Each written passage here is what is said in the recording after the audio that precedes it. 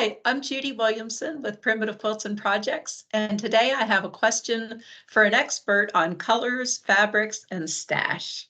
When I think about colors, fabric choices, and stash, I think of Deanne Eisenman of Snuggles Quilts. So I'd like you to meet Deanne. So, Deanne, how are you today? Great. How are you doing? I'm doing great, thanks. I'm happy to see your smiling face. Thanks. Thanks. So you're interested in color and fabrics and building a scrap stash, basically. Exactly. And I just don't know how you do it. And the quilt behind you is such a beautiful example of Thank you. colors and shapes. So tell us your Well, processes. my process for scrap quilting started out with building a stash. So what I like to do, I love all kinds of color. I do tend to stick with the Civil War reproduction fabrics, the fabric Mhm. lines. But if I find fabrics that match and, play well with those, I'll buy those too. But what I'll do is I'll buy a yard of fabric and then I cut it in half and I have a half yard. And so then what I do is I store all those half yards in a tub like this, those nice tubs that you get from the store. And so I'll have my half yard there. And so then I've got that color in the half yard. So then what I do is I take that other half yard and I cut it on the fold and I have two fat quarters now. So then I take the fat quarters and I store them in tubs once again. And then if I don't want both of those fat quarters of the same color, I'll take that last fat quarter and I will cut that into two fat eighths. And I used to store my fat eighths in a tub like that, but then they, folded, but then they would all fall underneath each other and get lost. So now what I do with my fat eighths, before I put them in the tub, I roll them into Mhm. the little rolls like this. And then you find these clear rubber bands. You could find them at Target, Walmart, any of those stores where they have the hair supplies. And Oh, they don't, no color comes off on the fabric. And in fact, the rubber bands probably break before they could do any damage to your fabric. I've never had any of them damage it. So then this way, when I have them rolled up like this and then they're stored in the tub, at least I can rifle around and see everything I have. Before, I'd have fat eighths that would slide underneath each other and I wouldn't know I would have that color. So then I have those fat eighths. And then if I don't want two fat eighths, I take that last one and I cut it into strips. And this is the fun part because I use a lot of strips, as you can see. So I use 2.5 inch strips and 1.5 inch strips. And because you use those the most, you can make so many different blocks from those size strips, and I'll show you some later. And you can do it for binding, double fold binding, single fold binding. So then what I do is I needed some way to store those. Now I couldn't do them in those deep tubs, so I found these shallow tubs. And then what I did was I took acid-free cardboard and I made little dividers. And so this is how I store my strips. And I have about 8 or 9 of these tubs right now, and they're separated by color and size. So when I'm sitting down getting ready to make a quilt, I will have these all spread out on the table, and then I could just pull the color strip I want. So like, say if I'm making a log cabin block, Mhm. just keep pulling strips. And so that's how I have the variety of colors in every size, because scrap quilters don't use giant pieces of fabric. Mhm. We even don't use even backgrounds. Sometimes we don't use a big piece of background. Every once in a while, I might use just one background, but most of the time, as you can see in that quilt back there, all those blocks, even in the light backgrounds, are all different. Okay. So, yeah. Mhm. So that's my process in fabric as far as building a stash.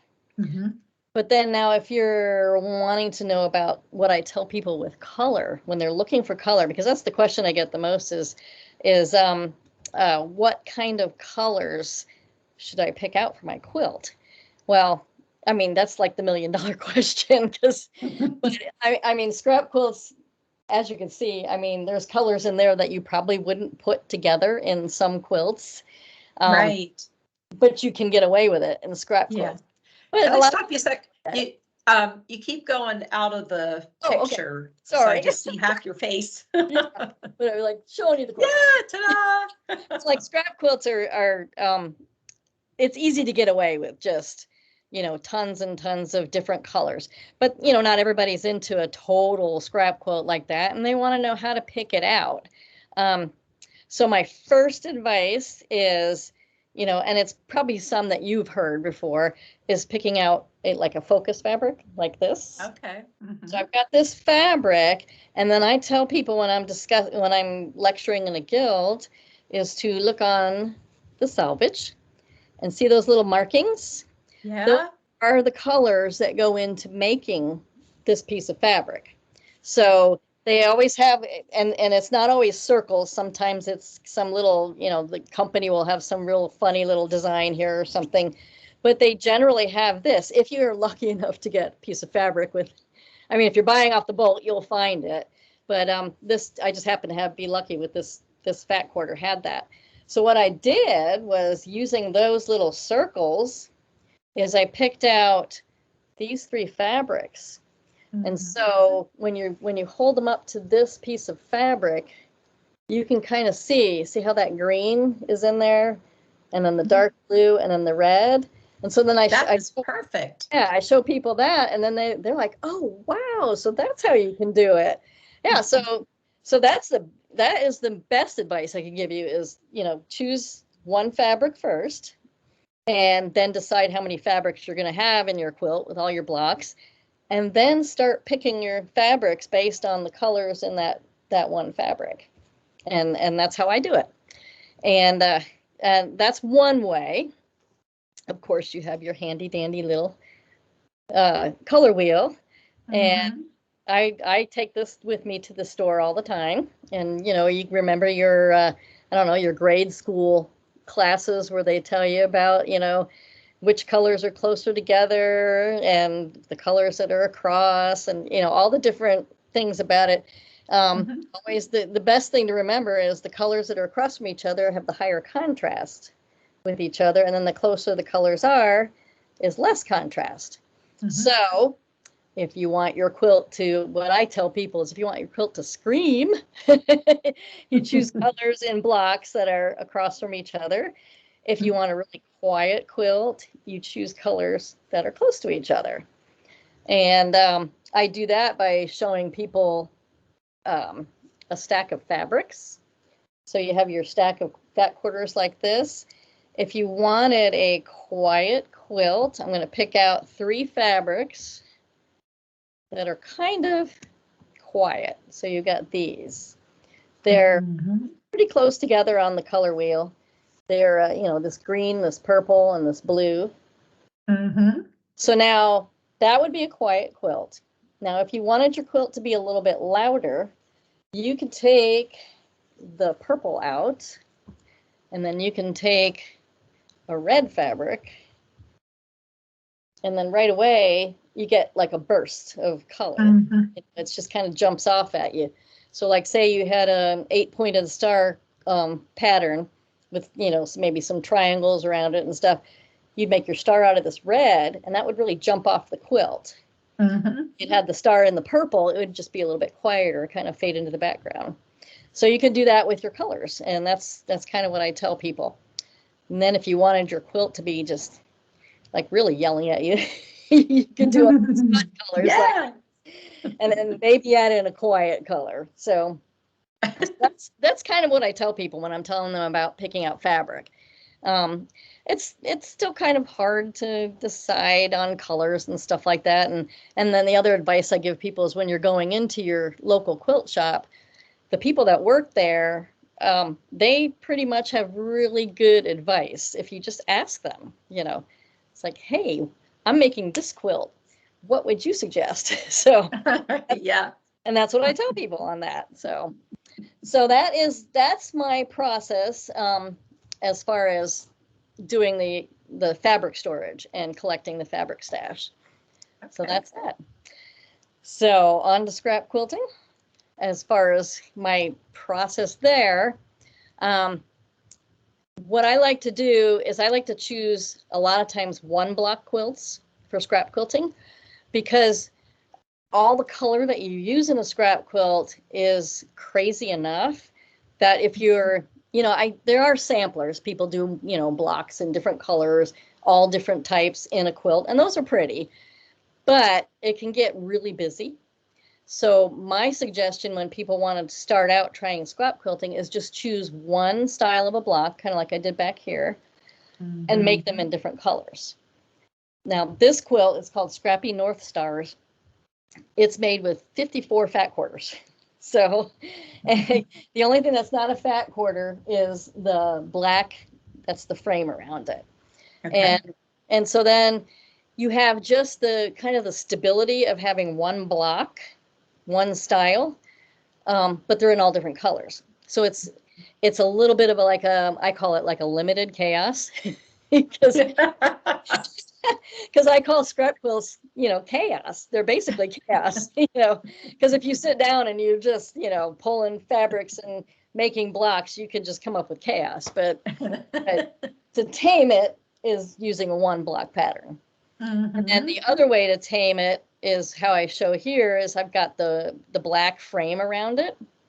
So it's just one color and it goes around the entire quilt so that it kind of frames it. And then it allows me to put that piano key border using the rest of the fabric around the outside. Because if I just put that piano key border on without that plain border in between, then it would really be, I think, really chaotic. And I don't think it would play as well. So that's one of my big tips with scrap quilting is stick with one block style when you're quilting. And there you go. That's really good advice, because just looking at that quilt, I know because you told me it's the same block. Yeah. But because of all the different colors, it doesn't look like one block. It's very interesting.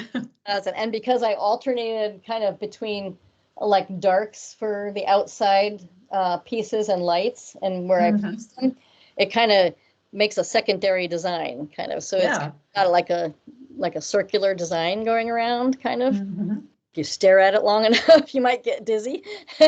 Yeah. But then I'll show you another quilt. And I'll hold it up and cover my face for a minute, but I'll kind of show you. This one is log cabin blocks. So you can see I made that with my 1.5-inch strips. I was kind of sitting by my bin with 1.5-inch strips, and this is how you can use your strips. And pretty much the block is all from 2.5-inch and 1.5-inch strips. And then I have this black going through it. And that's another concept that I tell people is have something that's just stabilizing going through a block, not just, the frame around it. So this way I have this black going through the block. And this one is called Follow the Stars. So if you end up looking at the picture on my website, you'll see that it creates a crisscross design across the quilt. And so then that gives your eye something else to look at. So you're not kind of going crazy on all the colors, and because every single one of these blocks has a lot of different fabrics. I kind of sat in front of the bin and just cutting them all out. And so that's the fun of a scrap quilt, is adding that one kind of quiet little element in it that kind of gives you a secondary design within the scrap quilt. And so once again doesn't make it very chaotic. So there you go. So that one is called Follow the Stars. And then my other thing I do with scrap quilts, this one is called Star Wheels, and I'll just hold up and so you can see this one block. That's the block I chose. And the colors are like I alternate between having the darker, kind of cooler color and the hot color on the outside. And then you can see this one, I've got the hot color on the inside and the cooler color on the outside. So I did throughout this whole quilt where every other block, the star is cool or hot, cool, hot, and it goes like that. And then I chose to put this little, I call it a house, this little spike going up around each of the stars. And the fun thing about that is when I got done and I wanted a border, I did that. So I Nice. pulled an element out of the block and turned it into the border. And I do that on a lot of my quilts, where I will take a little element from the block and mimic it in the border. Mm-hmm. And then you have a fun way of using up all of this fabric that you had left over and turning it into these little, what I called houses. And it's a kind of a unique border. It's not your typical, flying geese or just a, strip border. And Mm-hmm. I have fun making pieced borders, and that's another fun of scrap quilting. So that one was called Star Wheels. Beautiful. Thanks. And then another way I have fun with quilts. This one is called Marbles and Jacks, and I'm going to open it up to where I can get two of the blocks. Mm-hmm. As you can see on these two blocks here that I'm showing right now, Mm-hmm. one of them has black background and one of them has a cream background. And I did that alternating through the whole quilt. And then you can see the star points in the one with the cream background. I made those black, and then the star points with the black background are cream. So it just kind of went back and forth like that. And so then that gave you another kind of fun alternating thing to look at. And so it didn't make the scrap quilt so chaotic, because once again, you're going, oh, there is kind of a pattern to this, even though each block was different colors. Yeah. So and I like how, so the border is the same color as the points in every other block. Yep. And so that makes it interesting too. It doesn't look like just a straight border across. Right. It's jaggedy every now and then. Yep. And so that's why I like to take the element out and just play with it in a border. And then and then like with the follow the stars, where it had the black crisscross going through, that kind of gave your eye, kind of were looking around going, oh, look, there's this crisscross design going through. I did have a quilt hanging up here the other day that I'm working on, and it kind of has the same kind of concept, where I have a kind of like black squares that are framing a star, each one of the stars. And it just, once you stand back, it just creates this really cool cross-hatching design through all of the scrappy colors of the blocks. So that's the fun of it. And then let's see. Another thing you can do, this one is called Loop de Loop. And I did all this with strips. I made these little loop blocks out of the strips. These are squares cut from 2.5-inch strips, and then you're doing a flip and sew corner. And because I put these black stars throughout it, they go on the diagonal. It just kind of calms the quilt down a little bit, instead of just having a whole quilt of what I called Fruit Loops. It just kind of, it looked like you poured a bowl of Fruit Loops. But here you just got these nice little black stars going through, and it just kind of creates a little calmness to it. And as you can tell, I like having a black print fabric in my quilts. I see that. I don't know where that happened. I think it's probably because it brings out the colors, and having that black element kind of gets you to be able to focus people on the different scrapping parts of the quilt that you want them to focus on. So that's kind of why I do it, I think. Kind of gives me an option there, And then it works. This one quilt, I just kind of played with, you're going to laugh at this, a background where I didn't have any tan. So I used gray. Oh. Yeah, and I thought this was kind of a cool gray background with black sashing, and then each block only has one color in it. But the border is made from all the extra fabric and just kind of a simple flying geese border. And that's kind of like the element of the star points, because you make those out of flying geese. And so then I just kept making more flying geese, and then ended up with that border. So you don't have to use tan, and you don't have to use the same one in all of your quilts. So that's more advice. And then finally, you can make really unique borders with strips. And this is what I really have fun doing. So this quilt is called, if I can get it the right way, it's called Wildflower Lane. I'll hold it up. It'll block me for a minute. Oh, pretty. And so look at this border on here. So what I did was I took a bunch of 1.5-inch strips, and I took 3 at once, joined them together, and then I had a flip and sew corner. And so I had to do it one direction this way and then the other direction that way. And so when people see this, they think, oh, that's neat. How did you make those flying geese like that with the strippy color? And it's like, well, it really wasn't flying geese. It just looks like it from a distance because of the way I made the border and joined the strips. So that's another fun way to have fun with your strips. Yeah, so I have a question about that. Did you, based on the types of mistakes I often make and don't learn from, so did you have any challenge in, like maybe not, you had to do some one direction and others the other direction, like getting too many of one or sewn together two of the same? Yes. I do a lot of ripping.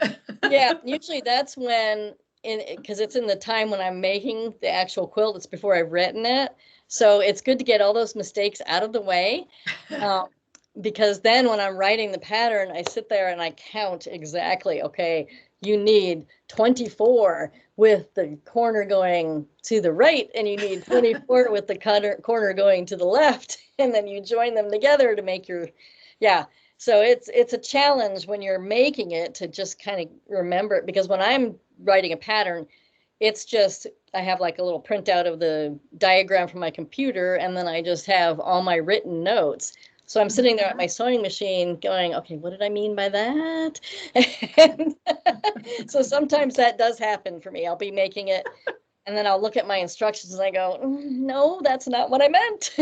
And then there with the, the ripper, which isn't good when you're doing bias seams too, because then you're stretching your fabric. And so I try to get people to avoid that with bias seams as much as possible. So that's my process. Excellent. Boy, that is really helpful and inspiring and comforting, because something that looks really complex, you've boiled it down into something that's really easy to grasp. Yeah, I hope so. I hope so. Doesn't seem too challenging. So then I have to wonder, did you have any kind of formal training in art to be able to accomplish this?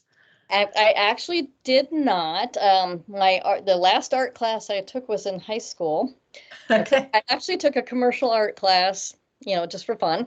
But the funny story is my art teacher thought, oh, you're okay, but you'll never have a career in art.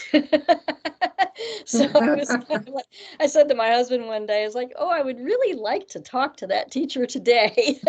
Yeah. How do you like me now? Yeah, like me now. But yeah, no formal training. I had a grandmother that quilted, but we didn't live near her. She lived in Kentucky, and I grew up until I was 10 in the Northeast in Connecticut, and then our family moved to Florida. So I was never really near her, but I knew she quilted. And but the first time I really came to quilting was when my husband and I were just married, and we didn't have any kids yet. And I was looking for something to do. And I just opened the adult education thing from the community college and said quilting class. And I was like, okay, that might be fun. And what I didn't realize, it was all by hand. So unfortunately, I picked a queen size quilt to start with, and the block, the Lemoyne Star. And this was in 1988, before rotary cutters were being used a lot. So it was all, tracing the template, and then cutting it out with your seam allowance and then hand sewing them all together. So needless to say, after the class was over, I bought a sewing machine. But, but I did fall in love with quilting. You'd be surprised with that class, because it just was really neat putting the colors together. Although the quilt I made back then was the 80s colors, your dusty rose and mauve, and it was not really the 100% cotton fabrics that we use today. I mean, it was kind of like the kind of polyester-ish stuff. So it's ugly as sin, but I still have it. And every once in a while I pull it out and I'll take a picture of it and put it on my blog, and I'll like challenge other people like, here, show me your first quilt. And it's just kind of fun to see it and look at it and just see how far I've come. But yeah, no formal training, just taught myself based on just, trial and error, making quilts. And, I do have a stack of UFOs of things that I have made from a design, and I've looked at after I've made it and said, ew, that didn't work. And so those will never be in a quilt pattern. And I'm sure that happens with other people, that they'll have a UFO that they'll have started, and then they look at the colors they put together and they're like, no, just doesn't work. Doesn't work. So you can rip that all apart and make a pillow out of one of the blocks. So, Yeah. Or you could make like a little pet-sized quilt and yes. donate it to the Humane Society or something. That's kind of what I do with my little blocks. Like, because I make audition blocks from my scrap fabric when I'm getting ready to design a quilt. I'll take blocks and see, I've got blocks like these, and it's the same block but made in all different colors from my scraps. And when I'm done with those, I just have all these blocks lying around. So I started making these little, I take my scraps out and I start framing them, and then I quilt it up and I give it to a friend, and they're like, because most of my friends don't quilt, and they're like, oh, wow, thanks. Nice little candle mat for the table, Yeah. Yeah. So that's one suggestion people can do is, that's one thing that I advise people to do is when you're getting ready to make a quilt, if you have scraps, which I think we all do, kind of audition the colors you want to use by making just little, and it doesn't have to be like a whole 12.5-inch block. If you can cut it down to maybe a 6.5-inch just to test your colors, make a bunch of blocks in a different color schemes, and then you can decide what you like. And then you have those blocks lying around, and then, hey, instant gifts when it's time to make a gift for somebody. Just quilt it up and give it to them as a candle mat or pot holders or whatever. So that is so smart. Yeah. Yeah. I have you're reminding me, and maybe these already exist, but I like to keep my coffee, I'm holding a pretend mug, my coffee mug warm. And I've been thinking about how it would be nice to have like a quilted band, like with a button or Velcro to just fasten around it, just to insulate it a little bit more. You can play with your strips and make those, or you can miniature blocks and do that.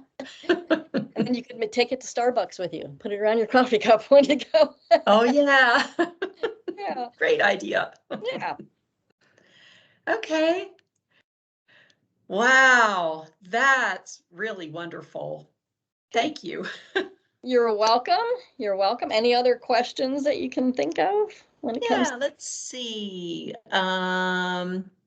Let's see. I think you've taken care of everything. Oh, okay. Last question. Okay. Well, no, maybe two questions. Do you have like a funny story from your, quilt design experience that our readers would like to enjoy? Yeah, well, actually, I do have a funny story, not necessarily about designing, but it's about quilting. Because when I'm designing, I'm sewing all day long. Well, when my kids were in high school, they were in sports, and both of them were in a cross-country meet in another city, about 30 miles away. And I was just quilting a quilt and got up, okay, it's time to go and run to this cross-country meet. So I'm driving there, stop for gas and a pop and stuff like that. Meet my husband in the parking lot, and he's standing around with a bunch of our friends, and they're just chatting away, and he just keeps giving me this side eye, like looking at me. Finally I'm like, what? And he just pulls this giant piece of thread. I had a threads from like under my shoulder all the way down. I had a sweater on, and so they must have stuck to this sweater. And I had run into the gas station to get a soda and stuff, and I'm like, oh my. So now before I leave the house, it's always, I turn around, I'm like, thread check, please. Because they seem to go everywhere. And I swear there's some clothes that I don't even think I've worn in my studio, and they have threads on them. So I don't know they must travel through the house. So Yeah, so that's one of my favorite stories because my husband was just hilarious. He was trying to quietly alert me, and I just went, "What?" So, all right, here you go. And everybody's like looking. Oh, Oh, that's a good one. yep. Well, that reminds me, so your company is called Snuggles Yeah. Quilts. What's behind the name? Snuggles was our first cat. My children found the cat when she was 6 months old outside, and so we took it to the vet, get it checked out. And my husband's thinking, oh, well, the vet will just take care of it and adopt it out. So the vet calls, and the kids, of course, listening, and I don't know, he was on speakerphone or something. Well, you can come get your cat now. So of course, what we're going to say to the kids. So we get this cat, and they named it Snuggles. So while I was always quilting and sewing, she would just be right by my side. And she would even lay on the quilt when I was trying to machine quilt something. I'd be like, why is this quilt so heavy? And it wasn't because it was draping over the side of the table. It was because the cat was laying on one end. And so when I was thinking up of a name of a company, I just said, well, Snuggles Quilts. And snuggle, makes you think of warm. So I said, why not? So that's what it's called, Snuggles Quilts. Well, Snuggles left us about 9 years ago because she was 18 by then. Oh my. But it's still Snuggles Quilts. And I do have a new cat who is locked out of my studio at this point because otherwise she'd be climbing all over the computer. So she still kind of stars in my blog posts and on my Facebook page and stuff. You'll see her every once in a while when she's there. Yeah. What's her name? Her name is Addie. Addie? Yep, Addie. So if you go on my Facebook page, I think actually this week I had a few posts of her in it because I just got back from a show. And so while I was unpacking all the quilts, she's sitting on them, and then she's in the suitcase. And so she's always in the middle of everything. Yeah. Well, that reminds me. So how can people find you on Facebook, website, etc.? Yep, my website is snugglesquilts.com. So if you just put that in, my website will come up, and there'll be on the top sidebar, there'll be links to everything. There'll be my blog, which I write weekly. I write a weekly blog post. It comes out on Mondays. I try to write, I hope, stuff that gives people tips and stuff and my perspective on things. And then I have a monthly block of the month because I do some wool applique on fabric, little blocks of the month. And so right now we're getting ready to do April. We'll be coming out in the middle of the month, and it's free all year. Okay. And so people can click on that, and they can just click on the picture of the block, and then they get the instructions to make each block. And so you can, even if you didn't start with us in January, you can just click on it and download all the instructions from January through March so far. And then there'll be links to my Facebook on there, and you can just click on it. And then I have my own little mini YouTube channel. I'm not like one of those big YouTube stars. But I do have a few little instructional videos. I have a 5-part applique series for needle turn hand applique, and then a 3-part wool applique series on wool applique on fabric. And so I kind of point people in that direction when I'm teaching those classes. And I say, well, and because when you're in a class during the day, sometimes it's hard to follow all the instructions. So then I point them towards those. And so if you're on a computer, it's like on the right sidebar, you'll see a little box that looks like a video. And then if they click on that, that goes to my little YouTube, little snippets, I call them, like mini video tutorials. And then I have other like quilting tips on there, not just the series. I have kind of like how to press blocks and, how to do the stitch and flip corners, so that they measure correctly, things like that. So okay, well, I'll have to watch those, and I will link to your tutorials. I love your blog posts, and I love linking to it from our newsletter. But now that I know about your YouTube videos, I'll start sending people there as well. Awesome. Yeah. I haven't made one in a while, but I think probably have to come up with something and maybe put another one out there. Yeah, definitely. Yeah. I don't know those people that do it all the time. I don't know how they do it. I just don't know how they do it. Me neither. I think I did a machine quilting one, my little home machine quilting. So yeah, so there's just little ones just things that I do. I thought, maybe some people would be interested in seeing how I do it. And so that's why I did those little videos. So, Mhm. so that's it. Excellent. Well, this was so much fun. was. I always enjoy talking with you at the shows, so I'm glad you were willing to be my little interviewee today. Good. And all right, well, thank you again, and I'll just talk with you later. All right. Great Okay, talking to you. thanks. See ya. All right. Bye-bye. Bye.